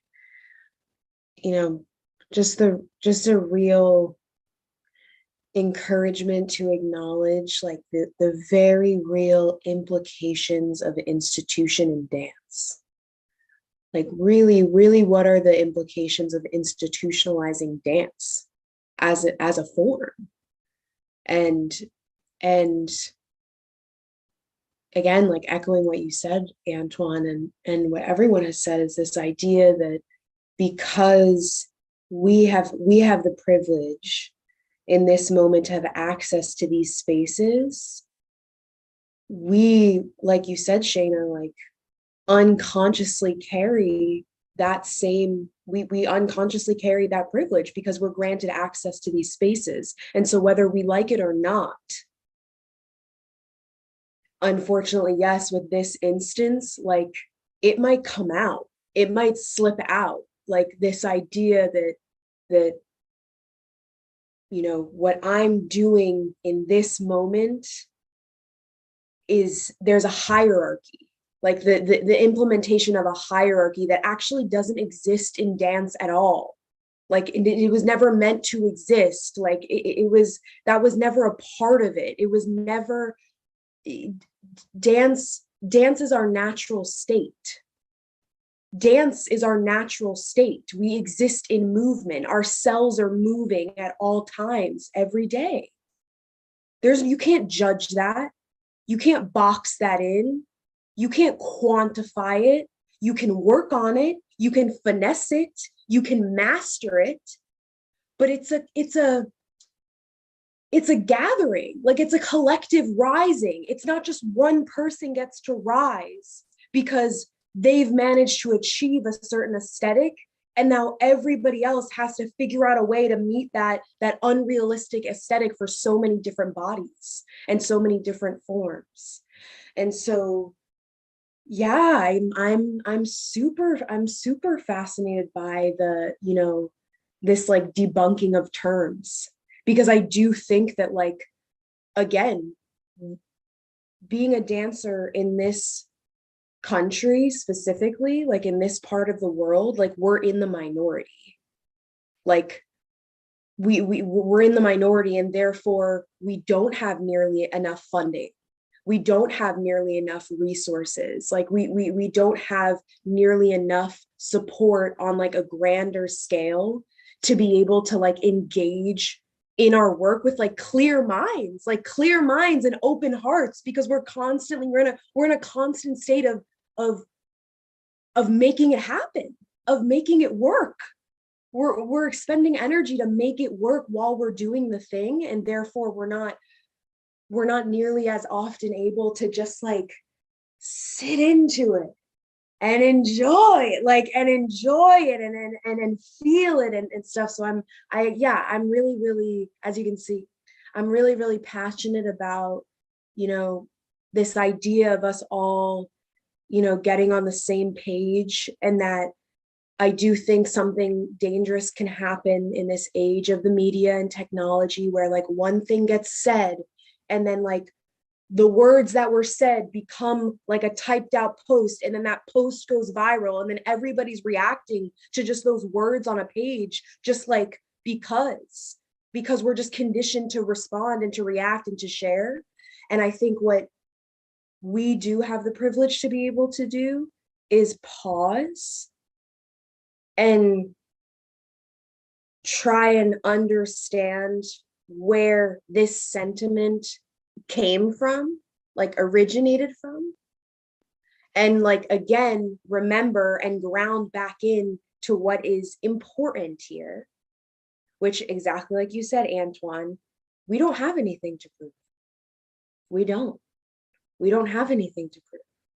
And so the best thing we can do is be here for one another and have grace with each other and forgiveness and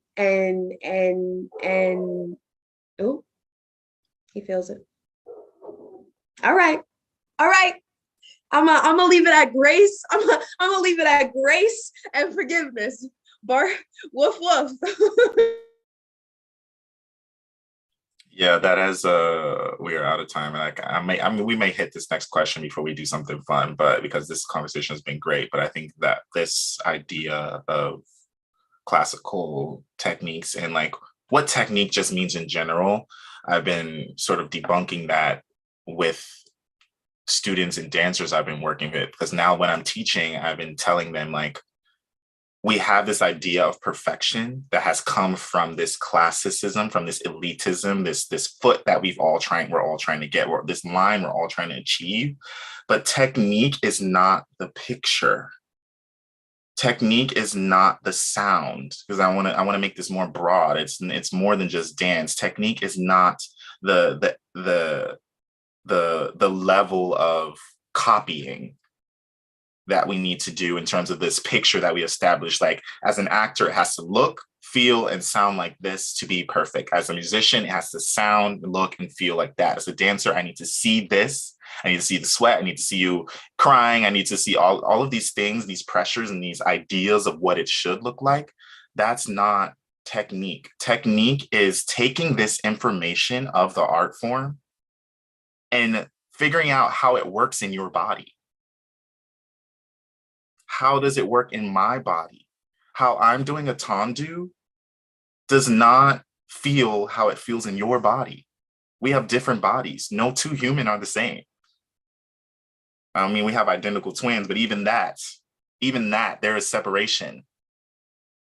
The tendu in my body does not feel the same way in your body. So I can't tell you about your tendu. I can help you try to gather information to achieve a picture.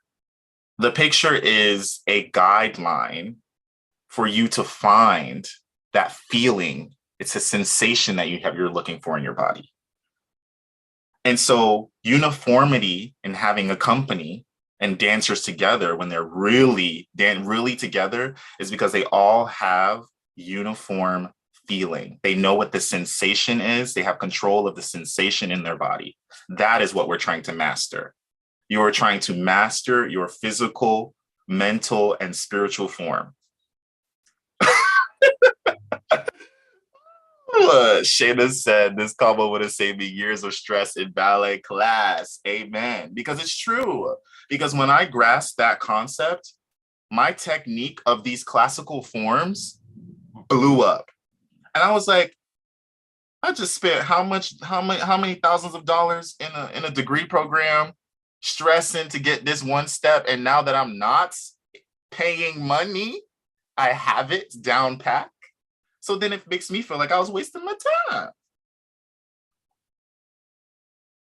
Can I just add to that? Something that fascinates me is like I feel like I learned what dance was by watching the women praise dance in my church. And I think about this often. Her name is Deborah Ford. When I used to watch this woman minister on a Sunday, this one woman and the huge church, and I'm like, the things that she's doing with her body and the alignment with her spirit is exactly what the contemporary field is trying to acquire. But if she walked into a room, they wouldn't look at her.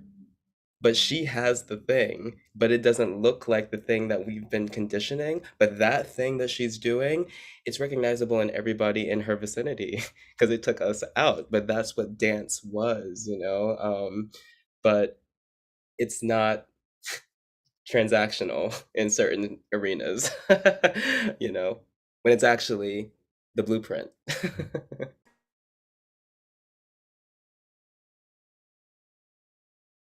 All right, we're gonna do this last question real quick, and then we're gonna leave it. We're gonna answer this something fun, and then we're gonna wrap it up. Okay, question 3. Speaking on tokenism, because it's going into colorism, and the one in the sea of many. Speaking on tokenism and its current and very real presence in our institutions today, what symbol does this project in society? And what can organizations do to reorganize and undo these practices? So if you can just quickly answer the first part and then maybe give your quick recommendation or things that you've seen that you would adapt if you were in the head of an organization.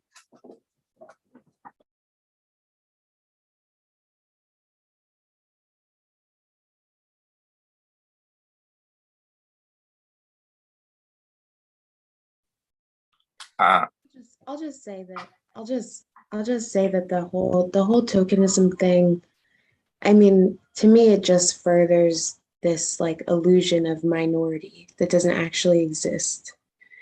So like hiring a couple dancers of color or a couple Black dancers out of very many, non-Black dancers, like it's just not enough. Like it's just not enough. It doesn't actually do it. So I do think,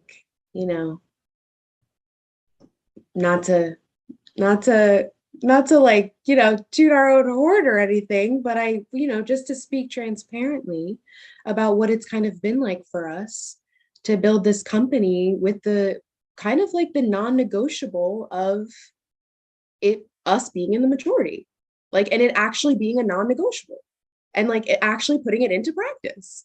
And like, it makes a difference. it makes it, you know, and then it makes a difference because it's intentional. It's intentional. Like it's alignment. It's alignment with the intention. It's not just a document of protocol, or it's not just like a booklet or a manual. Like it's not just like something that's written down, but like not actually enacted in real life. Like it's actually that's the difference. So I would say, you know, organizations, because that's the thing. I don't want to see it in writing and then not see it on stage. So take it out the writing. Like it doesn't, you know, like that's the thing. Like don't claim it if it's not taking effect. And so my recommendation and my suggestion is, and what it has been, which is really examine your priorities. Like if the undoing and reversing of the marginalization of a group of people, like if that is an actual, like if that's a priority for you, then it will be a priority for you. You know what I'm saying? Like that it'll be that priority because you'll be able to see it show up in the company as a whole. And so I just think that, you know, most organizations just have to be able to say that, maybe just have to be able to say, hey, we want to do this, but we don't actually know how. Or we're scared. Or we like, or because yeah, maybe that would then look like the leaders of that organization stepping down. Like who know, you know, like it just opens up a whole new arena of possibilities. Like that's yeah. Oh yeah, I mean, when you talked about the intention, I was thinking about, it's one thing to do it because you have to, but it's another thing to do it because you want to. And I think that's what really needs to happen is the organizations to truly evaluate, like you mentioned at the top, how much do these people actually want to do this? And if it is a part of the mission, then really start to get internal and see, what are your objections? What are your fears? And where is that coming from? I think a lot of times we do this DEI and then they just check it off the box, but then there's no really shifts happening because they actually still don't really want to do it.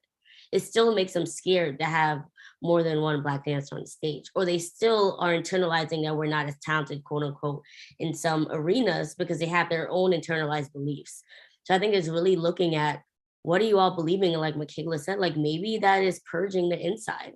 If your company is really trying to say what you say you're going to do, maybe there's people at the top who are not holding up the mission, who are actually not holding up the values and don't believe in equity at all. And then I do think colorism and tokenism colorism is a whole another ball game because it even exists very much so, I think, within our own communities. Because when I think of colorism, I think so much so in our own communities, and that is so deep. And I think that also goes into people being honest. And that's an even harder conversation sometimes because you don't even recognize that unconscious bias that lives within yourself. And I'll be honest, I think for me, even I was part of a process and we were doing solos, and I noticed that the choreographer was a dark-skinned woman, and the people doing the solos she was choosing were either white or dark-skinned, but I didn't realize it in the moment. And I was just like, why am I not getting chosen? And that was just my initial thought. And then I just loved, you had a very transparent conversation as a group, and I understood her vision. And I loved it. And I think sometimes we also either jump to conclusions within ourselves, or transparent conversations about representation needs to be had.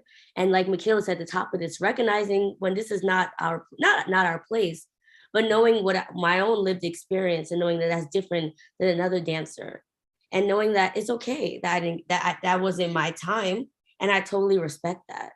But being able to have those conversations and not saying I get it, but then still being pissed that I wasn't chosen and not seeing the nuance of it. So I think that was such a big experience in my own time of being like, wow. And I just love the conversation we were able to have around it.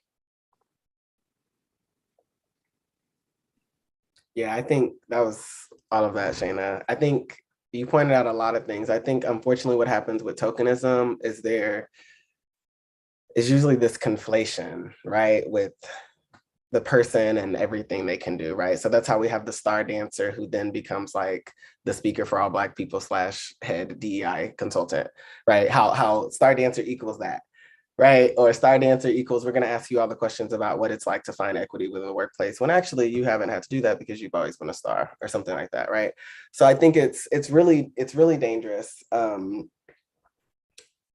for many obvious reasons, but I think the biggest thing is it just robs so many people of opportunities. And I think that's something that I'm examining right now in workplaces. And I think I'm trying to, right now, what's on my mind, and I'll be quick to move us forward, but it's like, how much responsibility do we have in these situations of tokenism when we are the tokens? I'm not saying that it's all our responsibility to solve the issue, but I do think that we have to also be aware of, like, when we're at the front of these rooms, what information we have expertise on and what information we don't. And I think that's a dance thing that happens in general, right? The best dancer is the best rehearsal director, right? For example, even those are two totally different skills, right? Like directors go to school to direct in theater school, right? You might start acting at the beginning, but you eventually like pick a track and you do that, right? But we kind of conflate things. You're the best this thing, so you're the best that thing. And I think it starts there, is like, and that's tokenism, right? And that's still one person who's had this one track to do everything. So I think it's really dangerous. And I think organizationally, it's really doing the work. I think that it's really, otherwise it's checking boxes. I don't want to prove to you why I should be doing the part over this white person or how you should be having this many people. No, I think you should dig into the work so that you understand equity and inclusion. And that'll answer, you'll figure it out from there. It's less about me saying, okay, you need to meet a quota of 30%. Right? Because that doesn't solve our answer. It's still a quota of 30%. And then you just get this in and out. That's tokenism. But it's really like understanding equity, understanding the environment, understanding lived experiences and how they lead us all up into this point. And understanding then what do you do? How are you building a company with that in mind? Who's really the best, right? The best at what? What are we asking? Like, I think it's really digging our teeth into that. Otherwise, it's all just performative. We've told people what to do and we see people doing what we said to do. And then things still aren't better. It's because they don't understand, right? You don't understand. It's just like doing something, but understanding it. We got to teach people how to fish, not just give them the fish. And I think that's really what's missing in these conversations is they just hire a DEI consultant, let them do it. Yeah, we do DEI stuff over here. And it's like, no, but did you go to the training? Did you do the DEI training yet? I think once you understand a lot of the other stuff, will hopefully start to happen. But you got to understand it. And that's what's missing, I think.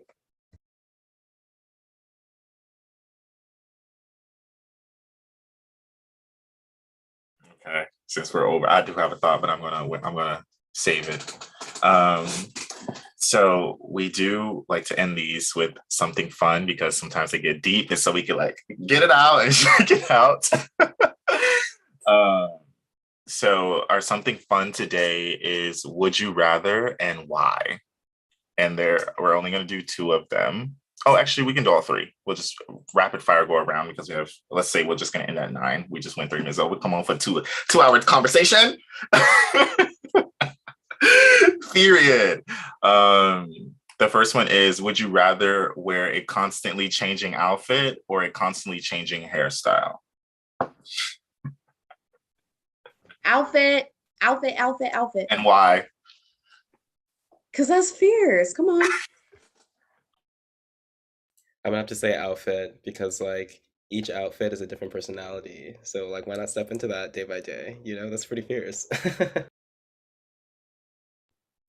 Same. I find myself changing clothes a lot throughout the day anyway. Like, you know, you got your rehearsal look, you got your class look, you got your going out, you got your walk to the studio look. So if it could just be happening automatically, I think that'd be pretty cool.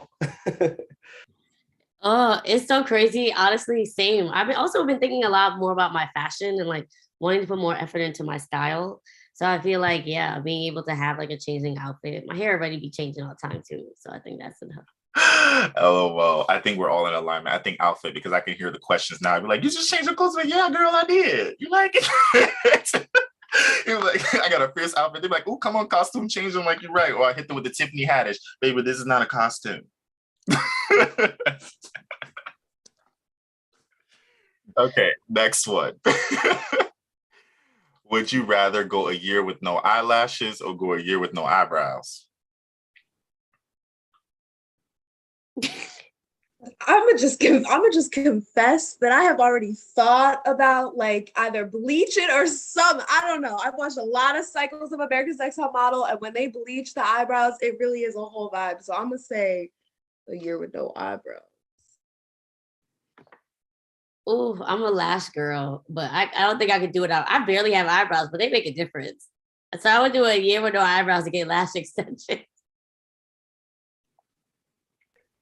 I would do lashes because I love it. Y'all better do it. Y'all better do it. But I can't I don't think I can pull off the okay. So I'm gonna stick with my eyebrows and then no lashes. But then I feel like you wouldn't be able to see. You know what I mean? The eyebrows I feel like would be a dead giveaway, but yeah. Yeah, you can take my eyebrows. I'm keeping my lashes. Also to protect the things from flying in my eye. You know, I need safety. That's exactly what I was saying. I would keep my lashes because I don't want anything going in my eye, but you can draw your eyebrows on. So I would definitely be get my little eyebrow pen and get it and then smudge it. You ain't gonna be able to tell. But the eyelashes, stuff's just gonna be going in your eyeballs. Wow, I didn't even think about that.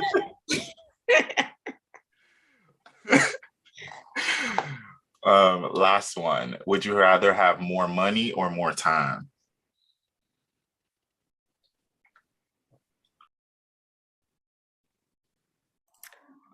More time, because with more time I can make more money. I actually think the opposite. I actually feel like Exactly. money, I can make more time. I can have more time. Ooh. Yeah, I'm with Shaina because I don't know. I feel like the more time and maybe more money is still we still leaving it up to chance. I want to just take the money now. We'll figure the rest out later. Okay, that's how how I feel. Yeah, I'll say more time. I'll say more time.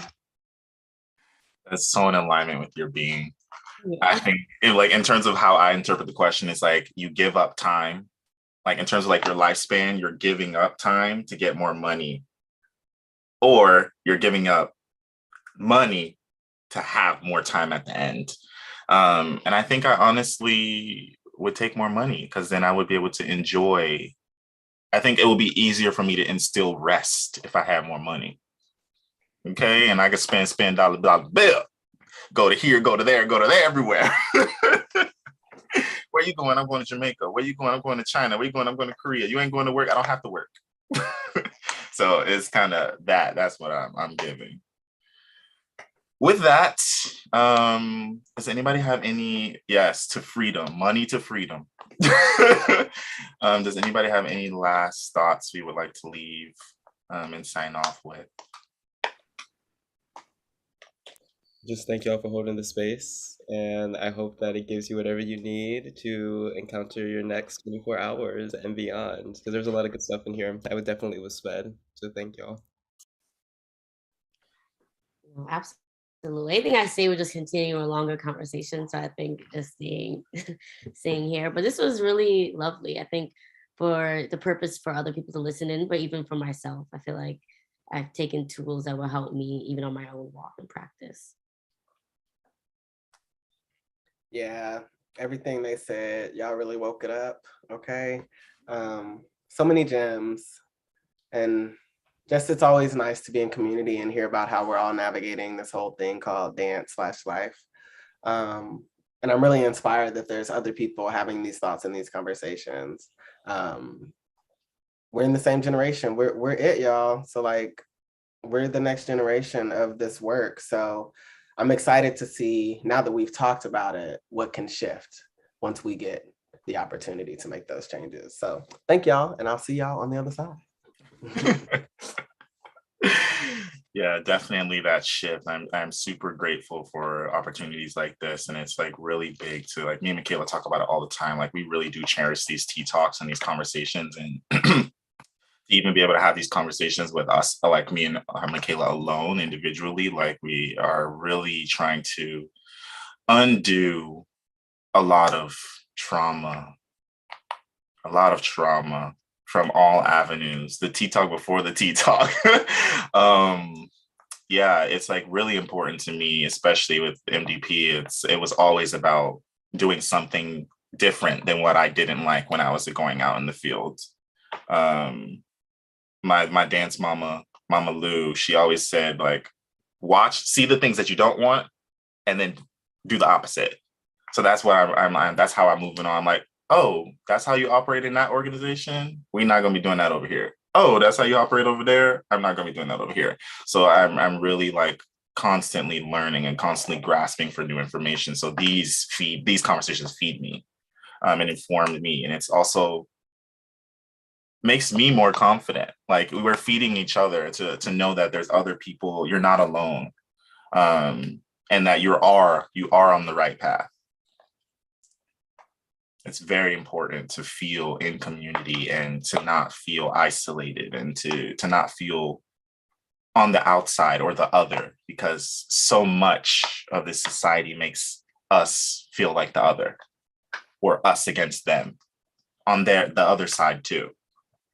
It's always opposite ends. No one's in community. It's not actually together. We say community, but it's always one group is at the odds with the other, whether you're Black, brown, white, any color, any ethnicity, any culture. It's always you against them, even cultures within Blackness or cultures within whiteness. With that, I want to thank you, lovely Black people, for showing up today. It was amazing chatting to you for 2 hours. I want to sign off with MDP is having our New Visions concert next Saturday. Woo, woo, woo! We've been working on 4 great works. 3 of the choreographers are in the Tea Talk right now. The show is at 7 p.m. Tickets are in our link tree. It is also on our Facebook and it is on our website.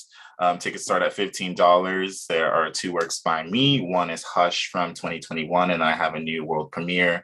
Mikaela has choreographed a great solo on one of our dancers, and Christian has done a small group work that is absolutely beautiful about sensitivity. So the program is really dynamic and beautiful, and I'm excited to share these works with everyone and then party after because we've been working hard. Okay, much love to everyone, and please have a beautiful night. Thank you, everyone. Bye. Thank y'all.